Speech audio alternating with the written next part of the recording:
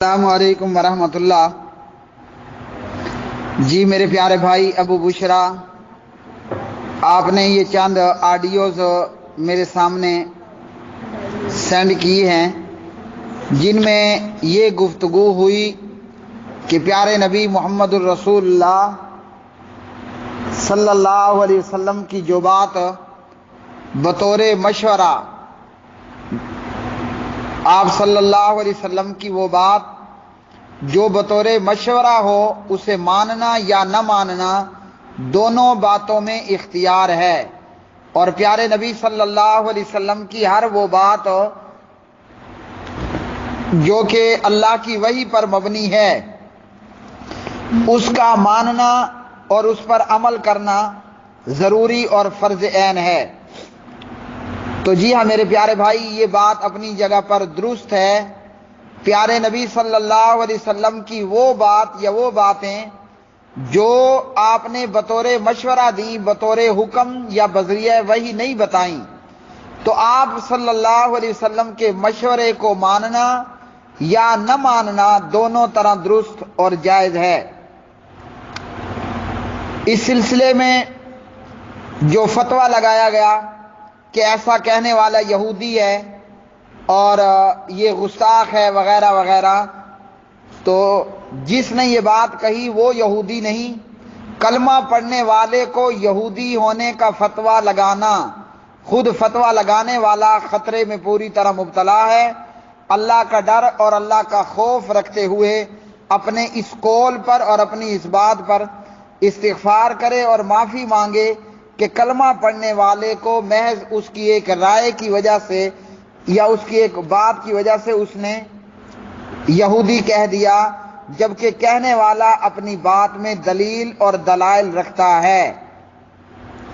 تو اس سلسلے میں بہت سے دلائل موجود ہیں۔ فی الحال سر دست یہ میں پہلی دلیل قرآن مجید سے پیش کرنے لگا ہوں کہ پیارے نبی صلی اللہ علیہ وسلم کی وہ بات جو کہ وحی پر مبنی ہو، اس کا ماننا اور اس پر عمل کرنا فرض عین ہے، اور جو بات وحی سے ہٹ کر ہو، عام مشورہ ہو، اس کا ماننا نہ ماننا دونوں طرح درست ہے۔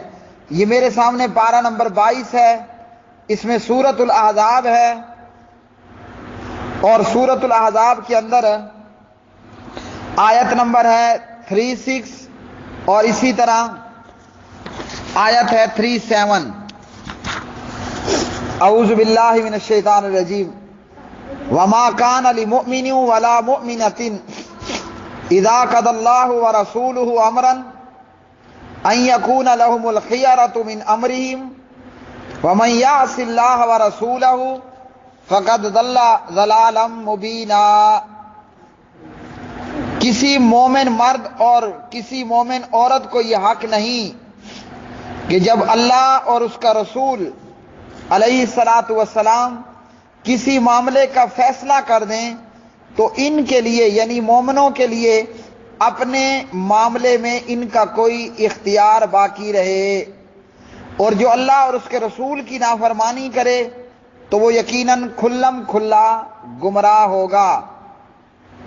سورہ احزاب آیت 36 کا شان نزول یہ ہے کہ یہ آیت جناب حضرت زینب رضی اللہ تعالی عنہا کے نکاح کے سلسلے میں نازل ہوئی۔ زینب کا نکاح حضرت زید بن حارثہ سے ہوا۔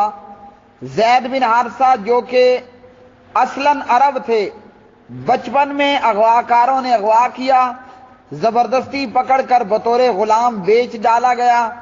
نبی صلی اللہ علیہ وسلم سے سیدہ خدیجہ رضی اللہ تعالی عنہ کا نکاح ہوا، تو خدیجہ نے زید کو پیارے نبی صلی اللہ علیہ وسلم کو ہبہ کیا، اور محمد الرسول اللہ صلی اللہ علیہ وسلم نے زید کو آزاد کر کے اپنا بیٹا بنا لیا۔ اب پیارے نبی صلی اللہ علیہ وسلم نے ان کے نکاح کے لیے یعنی زید کے نکاح کے لیے اپنی پھوپھی ذات زینب کو نکاح کا پیغام بھیجا، جس پر زینب اور ان کے بھائیوں کو خاندانی وجاہت کی بنا پر کچھ رکاوٹ ہوئی کہ زید ایک آزاد کردہ غلام ہے اور ہمارا تعلق ایک اونچے خاندان سے ہے، تو اس مناسبت کی وجہ سے اس گفتگو یا اس معاملے کے تعلق سے اللہ نے سورہ الاحزاب کی آیت 36 نازل کی کہ اللہ رسول کا یہ فیصلہ ہے کہ جناب زید کا زینب سے نکاح ہوگا۔ تو اس لیے جب اللہ رسول نے فیصلہ کر لیا، ان اللہ رسول کے فیصلوں میں اب مومنوں کے لیے اپنے معاملے میں کوئی اختیار باقی نہیں ہے۔ جب یہ آیت مبارکہ نازل ہوئی تو زینب اور ان کے بھائیوں نے سر تسلیم خم کر دیا۔ چنانچہ اس آیت کے سننے کے بعد زینب اپنی رائے پر انہوں نے اصرار نہیں کیا اور زینب اور زید کا نکاح ہو گیا۔ اب احزاب 36 آیت سے ہمیں یہ معلوم ہوا، اللہ رسول کا جب فیصلہ ہو، یعنی پیارے نبی صلی اللہ علیہ وسلم کی ہر وہ بات جو وحی پر مبنی ہے اس کا ماننا فرض عین اور اس کو چھوڑنا گمراہی ہے۔ اب آیت 37 سورہ احزاب ہے، زینب اور زید کا نکاح ہو جاتا ہے۔ اب زینب اور زید کے مابین میں جو ہے وہ بن نہیں پائی، جس طرح خاوند بیوی کے درمیان میں محبت اور پیار ہونا چاہیے تھا وہ زینب اور زید کے درمیان میں نہ ہو سکا۔ دونوں کے مزاجوں میں فرق تھا، میاں بیوی کے تعلقات خوشگوار نہ بن سکے اور اسی بنا پر زینب اور زید کے بیچ میں ان بن رہتی تھی۔ جناب زید پیارے نبی صلی اللہ علیہ وسلم سے اس بات کا تذکرہ کیا کرتے تھے اور طلاق کا اندیہ بھی ظاہر کرتے کہ یا رسول اللہ صلی اللہ علیہ وسلم میری اپنی بیوی زینب کے ساتھ نہیں بن رہی، ہو سکتا ہے میں زینب کو طلاق دوں۔ تو اللہ رب العالمین 37 آیت میں فرماتے ہیں وَإِذْ تَقُولُ لِلَّذِي أَنْعَمَ اللَّهُ عَلَيْهِ وَأَنْعَمْتَ عَلَيْهِ أَمْسِكْ عَلَيْكَ زَوْجَكَ وَاتَّقِ اللَّهَ۔ اور اے نبی یاد کر جب آپ زید کو، جس پر اللہ نے اور آپ نے بھی انعام کیا، آپ زید کو یہ کہہ رہے تھے کہ اپنی بیوی زینب کو اپنے پاس رکھو۔ نبی صلی اللہ علیہ وسلم کے سامنے جب زید طلاق کا اندیہ ظاہر کرتے تو اللہ کے نبی مشورہ دیا کرتے تھے کہ زید امسک علیک زوجک، بیوی کو طلاق مت دے، اپنی بیوی اپنے پاس رو کے رکھ۔ اور اس کے باوجود کیا ہوا؟